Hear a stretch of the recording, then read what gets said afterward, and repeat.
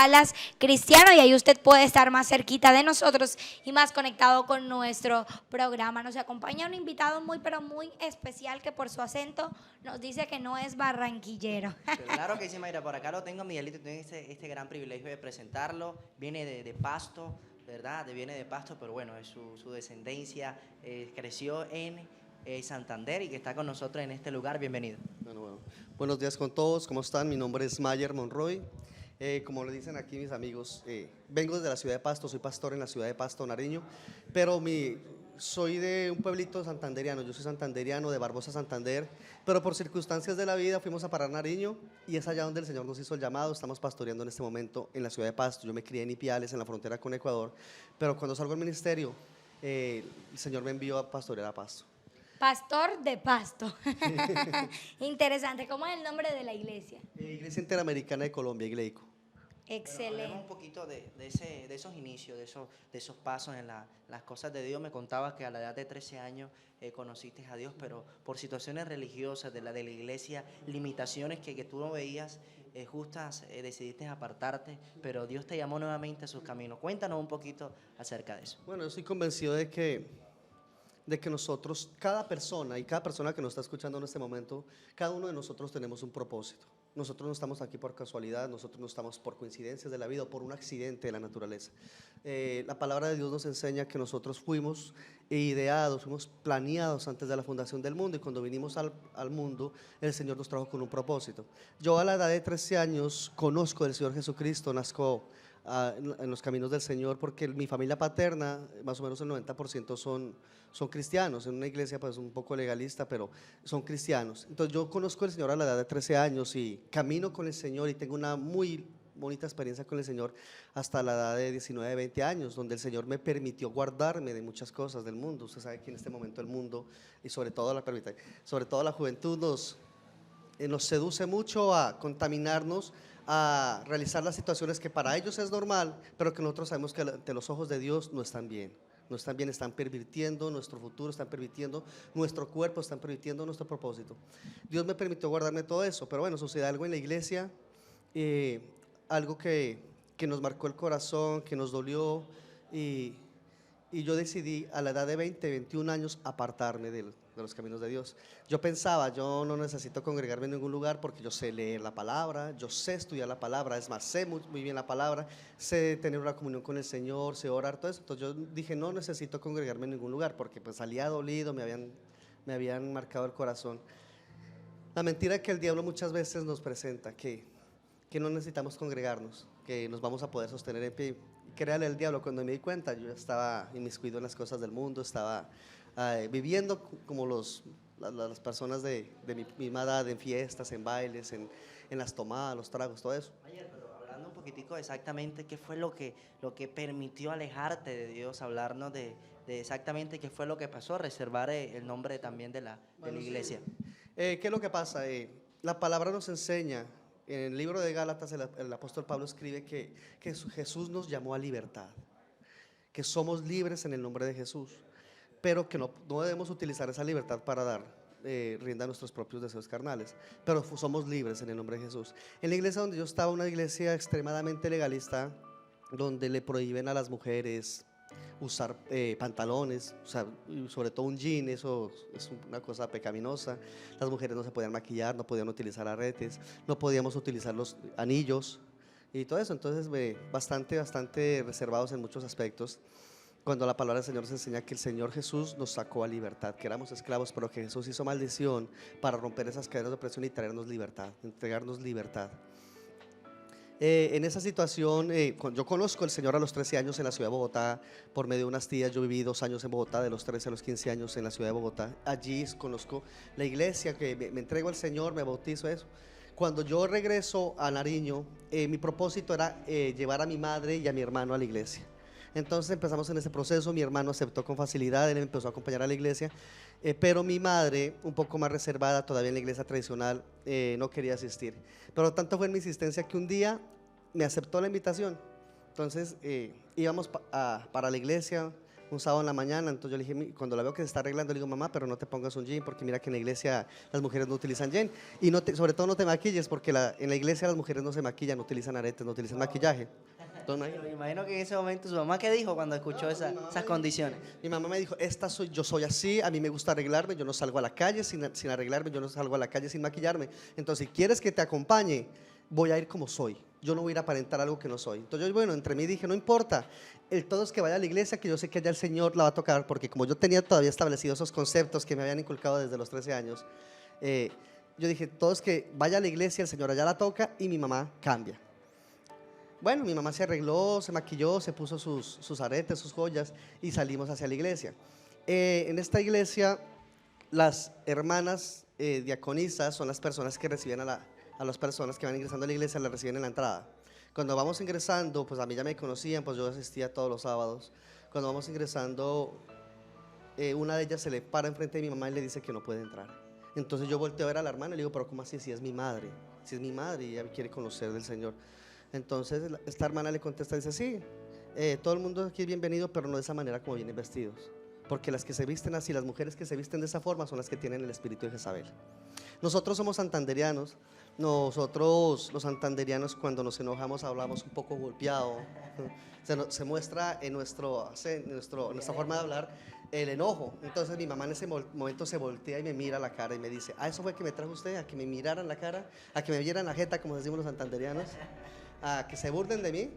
Créame, ese día no solo se burlaron de mi madre, o sea, me tocaron tan fuerte el corazón, porque fue tanto tiempo en que yo oré al Señor y tanto tiempo en que le insistí a mi madre para que decidiera ir a la iglesia, y cuando por fin el Señor hace que el corazón de mi madre se abra para que conozca de Jesús, viene esta persona y la tratan de esa manera. Wow, yo creo que eso es un llamado a la iglesia, a los pastores que nos están escuchando, donde vemos que hay muchas condiciones en las cuales la Biblia no habla y no especifica ni detalles de esas condiciones que muchas veces la iglesia pone y hace ese rechazo en las demás personas. Exacto, y más que eso, que mire que vemos que estamos no permitiendo que las personas busquen a Jesús, y esas son las limitaciones. Y una historia también parecida que yo escuché, Mayer, acerca de eso, de una persona que vino de otro país, que Dios la había guiado y le dijo, bueno, ves para Colombia, y le dijo que fuera a aquella iglesia, que entrara a aquella iglesia, porque iba a aprender, a recibir mucha palabra en ese lugar. Cuando él llega a ese lugar, las personas que estaban le dijeron, no puedes entrar porque estás vestido de una mal forma, no puedes entrar. Y aquella persona se quedó, no, pero déjeme entrar, que yo vengo a buscar a Jesús, vengo a buscar de Jesús. No puedes entrar. Aquella persona se puso a la esquina y comenzó a llorar y a decir entre sí, a decir, Jesús, le decir, Señor, Dios, ¿por qué está pasando esto? ¿Por qué estas personas no me dejan entrar? Y la respuesta, y escuchó una voz audible, escuchó la voz de Jesús y le dijo, no te preocupes porque a mí tampoco me dejan entrar. Yo creo que muchas veces no se está haciendo la obra de Dios, y si Jesús no está ahí, creo que las cosas están en un mal rumbo. Se llama letra muerta. La palabra es bien clara y nos dice que nosotros no somos quienes para juzgar a las personas. Jesús nos mandó a predicar su evangelio, enseñar las cosas que Jesús nos enseñó, y algo que nos muestra la palabra es que Jesús nunca prejuzgó, nunca juzgó, nunca condicionó a las personas. Vemos muchos casos donde Jesús hizo cosas que tal vez en ese momento para la sociedad en la cual Jesús vivió, para los que manejaban el concepto de religión, de iglesia, los maestros del templo, cosas que ellos no hacían, Jesús las hizo. Jesús salió de los moldes, rompió los esquemas establecidos y derribó todas esas estructuras que sabemos que vienen de parte del enemigo, que es el enemigo que empieza a levantar todas esas estructuras para impedir que las personas vayan al conocimiento de la verdad. Por eso Jesús nos mandó a predicar la verdad, dijo, y la verdad los hará libres. Libres para conocer de Jesús, libres para gozarnos en su presencia y disfrutar de esa libertad por la cual Él ya pagó en la cruz del Calvario. Jesús iba a donde los otros no iban. Ante la ley, tocar un leproso era pecado, era contaminación. Jesús iba a las cuevas donde estaban los marginados leprosos, y allá iba, los abrazaba y les besaba y les traía libertad y los sanaba de su dolor. Jesús habló con personas a las cuales otras personas no les dirigían la palabra. Los publicanos, los que trabajaban para Roma en la época de Jesús, eran odiados por el resto de la comunidad, ni siquiera les dirigían la palabra, no eran dignos de dirigirles la palabra, de contestarles el saludo. Por eso cuando usted mira, por ejemplo, cuando Jesús llama a Mateo es un publicano, un cobrador de impuestos que trabaja para Roma. A Mateo ni siquiera se dignaban en saludarlo las demás personas del pueblo. Cuando Jesús pasa, mira a Mateo y le dice, Mateo, ven y sígueme. Usted no mira que Jesús le diga, Mateo, la palabra de Dios es así, te vengo a hablar de Dios, te vengo a hablar del amor del Padre. No, Jesús no le habla nada, Jesús no le predica, simplemente le dice: Mateo, ven y sígueme. ¿Qué es lo que cautiva a Mateo? Mateo sabía que está pasando un personaje importante. Mateo sabía que está pasando alguien que tiene muchos seguidores. El hombre de moda, de momento, el que está causando el boom en toda la región. Y en ese momento va pasando este hombre, mira a Mateo, le dice: ven y sígueme. Dice: ¿quién soy yo para que este hombre me hable? Pero si este hombre me está hablando, yo voy a ver qué es lo que me quiere decir, yo lo voy a seguir. Jesús no le predicó, Jesús no le anunció nada, simplemente le dijo: ven y sígame. Y eso que hizo Jesús, que se salió del molde establecido, de los conceptos que en ese momento tenían las personas, fue lo que cautivó a Mateo y hizo en Mateo que su corazón anhelara seguir a Jesús. Claro que sí. Bueno, y tocando un poquitico ahora de esa experiencia de vida que fue un motivo de pronto de esas condiciones religiosas que impone la iglesia, que en ese tiempo y hoy en día también se está viviendo, creo que te apartó un poco, que duró 6 años, duraste 6 años apartado de Dios, pero ¿cómo volviste nuevamente a los brazos de papá? ¿Qué mentalidad tienes hoy en día? ¿Qué pensamientos tienes y qué visión tienes en este año 2015? Mire, yo estoy convencido, y esto se lo quiero regalar a las personas que nos están escuchando. Cuando Dios tiene un propósito con nosotros, Dios va a hacer de una u otra forma que otra vez vuelvas a encaminarte en ese propósito para el cual Dios te ha creado. Y también aquí implica mucho, hay un factor muy importante, y es que cuando Dios nos da una promesa, cuando Dios habla a nuestro corazón y nos regala una palabra, nos apropiemos de esa promesa que Dios nos ha dado y reclamemos esa promesa. Estemos todos los días declarando la palabra nos enseña y nos motiva que tenemos que declarar las cosas que no son como si fuesen, que tenemos que mirar con los ojos espirituales. Mi padre vive aquí en Barranquilla, mi padre conoce del Señor y mi padre decide servir al Señor. No en la iglesia donde estábamos nosotros, donde también nació mi padre, porque mi padre se crió desde su niñez en esta iglesia, pero él también se apartó. Vivió muchos tiempos como la oveja negra de la familia, porque mientras todos sus hermanos y sus hermanas estaban en la iglesia, mi padre se apartó también muy joven, no quiso saber, por el mismo concepto que le digo, lo que me pasó conmigo. Entonces mi padre conoce al Señor nuevamente, le entrega su corazón y el Señor le regala una promesa: tú y tus hijos me serán sacerdotes. Y mi padre se aferra a esa promesa y empieza a declarar esa promesa. Entonces durante 5 años y medio, él viviendo acá en Barranquilla, yo viviendo en la ciudad de Ipiales, en la frontera con Ecuador, siempre teníamos comunicación vía telefónica y mi padre siempre me hablaba de la iglesia: mira, Mayer, que tienes que volver a los caminos de Dios, mira que tú ya conoces de Jesús, tú sabes lo que es gozarse en la presencia del Padre y tienes que volver al propósito para el cual Dios te ha llamado. Y yo como tenía mi corazón cargado, yo no quería saber nada de iglesias, seguía con mi concepto: yo sé palabras, yo sé orar, yo no necesito congregarme. Pero ahí donde está también la importancia de la oración y la intercesión de un padre. 5 años y medio mi padre doblando rodilla por mí, 5 años y medio orándole al Señor para que el Señor otra vez toque mi corazón y haga que yo vuelva a los caminos de Dios. 5 años y medio donde él no se desanimó, sino que siguió mirando la promesa. A él le llegan noticias: mira que tu hijo anda en fiestas, mira que tu hijo se emborracha. Pero él no me miraba como me miraba el mundo, él me miraba con los ojos que Dios le permitía verlo, con los ojos de Dios. Me miraba como ese sacerdote del reino de Dios. Entonces mi padre 5 años y medio, hasta que por fin un día por cumplir una promesa a él, porque hay tanta insistidera, tanta cosa: bueno, está bien, voy a ir el domingo a la iglesia, pero simplemente por darte gusto, pero no te aseguro, yo no te prometo que me vaya a quedar allá. Pero sucede que cuando llego a la iglesia, algo que nunca había experimentado en mi vida era el toque del Espíritu Santo de Dios, esa llenura del Espíritu Santo. Cuando yo llego a este lugar, está el grupo de alabanza tocando, ingresamos al recinto donde se iba a efectuar el servicio y entonces el grupo de alabanza dice: bueno, le damos la bienvenida al Espíritu Santo porque Él es nuestro invitado principal a este lugar. En ese momento todo el mundo empieza a aplaudir y yo siento que un viento corre de atrás, desde la entrada al lugar hacia adelante, y cuando pasa ese viento por mi cuerpo, yo caigo de rodillas, siento que la realidad del Espíritu Santo en mi vida, y entonces empiezo a llorar. Primero empiezo a llorar de una manera desconsolada porque me sentía indigno, me sentía mal el tiempo que estuve apartado, las cosas que hice mientras estuve apartado. Pero después entonces, en ese momento que el Señor me redarguye, empiezo a pedirle perdón al Señor, el Espíritu Santo me empieza a mostrar los errores que había cometido y yo empiezo a pedir perdón a Dios. Después empiezo a llorar porque sentía el amor de mi padre, sentía que el Señor me perdonaba y que se cumplía lo que dice la palabra, que hacía de mí una nueva criatura. Al principio me sentí digno, después me sentía perdonado, entonces lloraba de alegría. Yo no sé qué pasó en ese servicio, yo no sé qué palabra fue la que predicaron, porque yo todo el tiempo me la pasé llorando. Pero bueno, El Señor, yo no sé, yo no escuché nada, yo me la pasé llorando, pero fue algo muy bonito porque todo el tiempo fue experimentar el amor, la presencia del Señor en mi vida. Mire, y algo que también se cumple conforme a lo que leíamos al inicio del programa, Mayer, una palabra que David dijo a través del libro de los Salmos, dice: ¿y a dónde iré de tu espíritu? ¿Y dónde huiré de tu presencia? Y si subiera a los cielos, ahí estás tú. Y si en el Seol hiciere mi estrado, he aquí, allí tú estás. Yo creo que Dios está en todos los lugares. Mira que decidiste alejarte, pero ahí te acompañó y estuvo contigo y te perdonó. Creo que eso es lo más impactante. Algo que yo estoy convencido totalmente, y eso ahora lo comparto a todas partes donde el Señor me ha permitido ir, es que el Señor está en todas partes. Él nunca se ha apartado de nosotros. Nosotros somos los que les damos la espalda a Dios. Nosotros somos los que le decimos al Señor: sabes que yo no quiero tener una relación contigo, pero sin embargo es tanta su fidelidad que Él sigue ahí, sigue ahí. Porque ahorita, poniéndome a analizar todas las partes por donde yo pasé, todas las experiencias que tuve, los lugares a donde me fui a meter, siempre el Señor me guardó, siempre el Señor me cuidó de una manera sobrenatural. Yo sé que el Señor siempre estuvo ahí guardándome porque Él tiene un propósito con mi vida.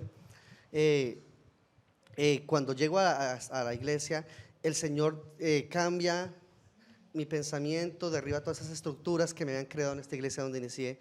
Y sí, también cobra en mi vida la palabra de Juan 8:32: conocerán la verdad y la verdad los hará libres. Porque yo había conocido a Jesús, pero había conocido a un Jesús al cual me lo habían limitado, donde no podía experimentarlo con libertad, abrazarlo y gozarme en su presencia y sentirme que no puedo estar en un lugar mejor que en los brazos de papá, y sentir esa libertad y sentirme libre en los brazos de papá. Cuando llego allá y siento la presencia del Espíritu Santo, cobra vida en mí. Juan 8:32: conocí la verdad y la verdad me hizo libre.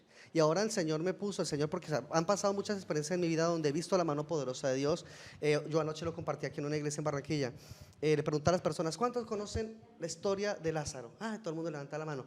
Ustedes saben que Jesús resucitó a Lázaro, y todo el mundo levanta la mano. ¿Cuántos creen que Jesús resucitó a Lázaro? Y todo el mundo levanta la mano.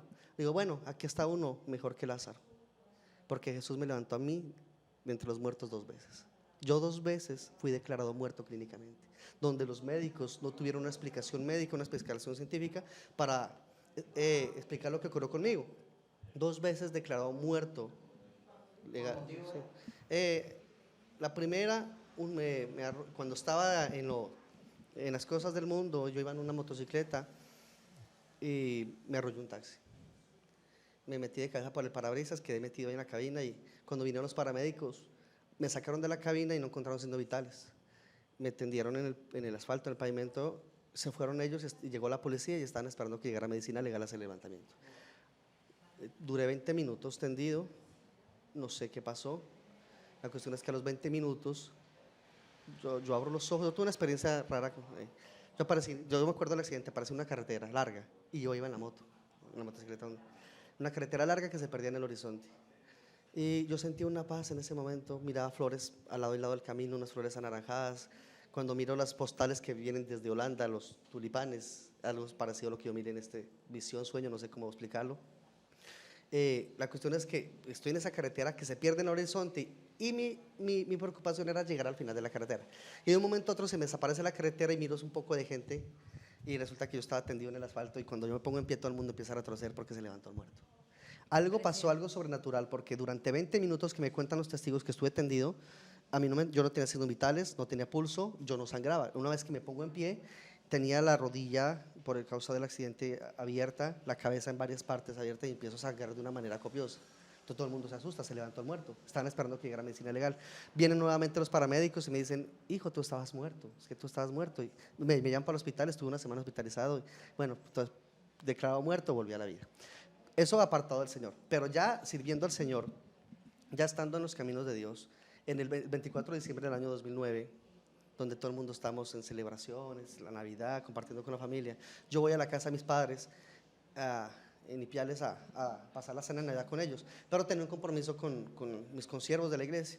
Entonces, ya tarde en la noche, yo salgo de la casa de mi madre a abordar un taxi para dirigirme al otro compromiso que tenía. Mi madre está en la ventana despidiéndome y constatando de que yo me fuera en un taxi, porque realmente el trayecto que tenía que hacer hacia el otro sitio era relativamente corto. Pero mi madre me dice: mi hijo, no te vayas porque mira, ahorita está muy peligroso, están atracando mucho. Le digo: no te preocupes, mamá, que yo me voy en un taxi. Entonces ella está en la ventana del tercer piso constatando, cerciorándose de que yo me fuera en un taxi. Y todo pasó en milésimas de segundo. Yo detengo un vehículo, para, cuando yo lo voy a abordar, viene un taxista, plena vía Panamericana en Ipiales, y el taxista borracho, tomando con un policía, mira el vehículo detenido, entonces no alcanza a frenar, entonces para no estrellarse por detrás, voltea hacia el andén y me arrolla a mí.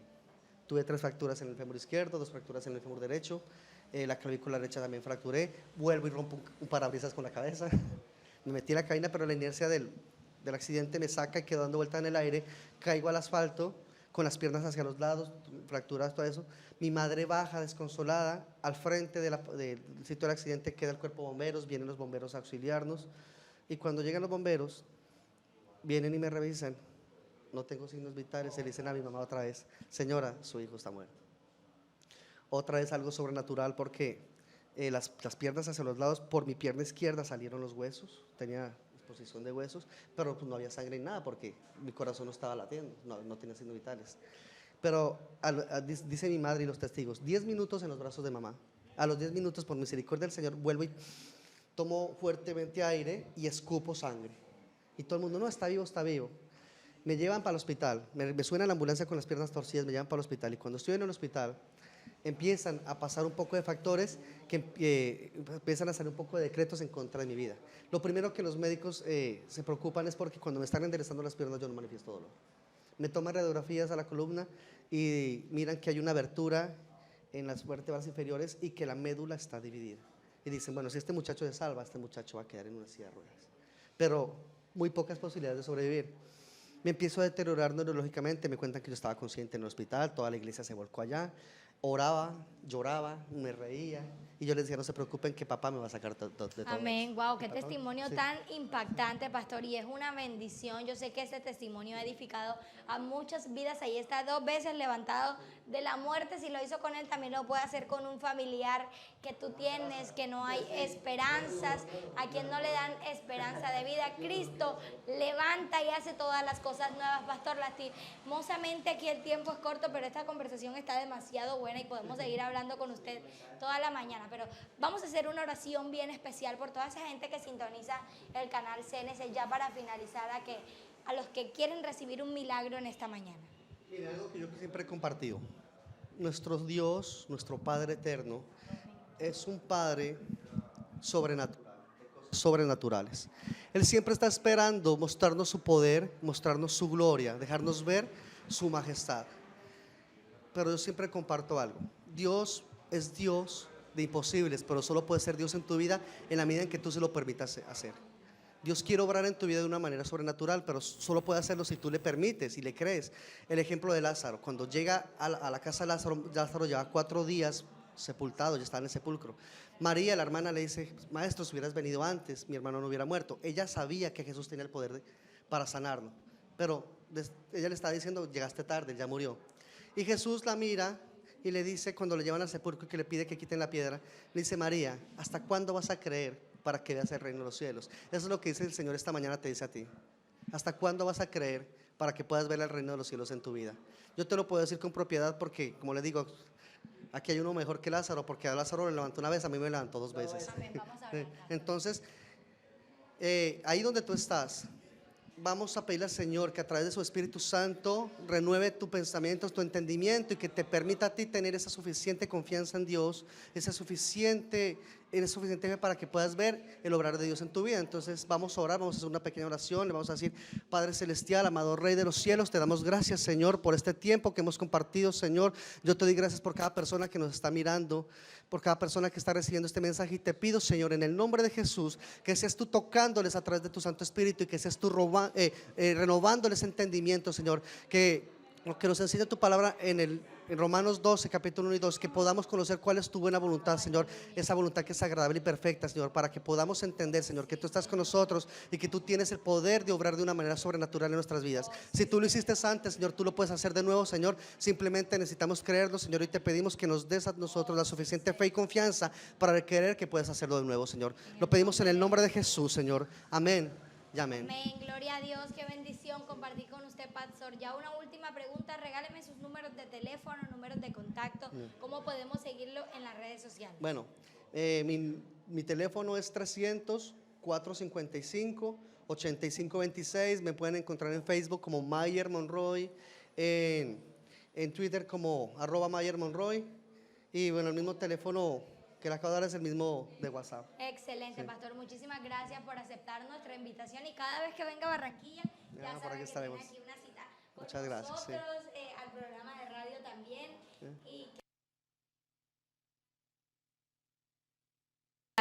a compartir contigo que nos ves palabra de Dios. Tenemos una próxima cita mañana a las 10 en punto con más invitados especiales, un tema bien interesante que usted no se puede perder. Giancarlos Fontalvo y Mayra Arroyo Jiménez en Alas, programa cristiano donde la gloria y el poder de Dios descienden de lo alto. Chao.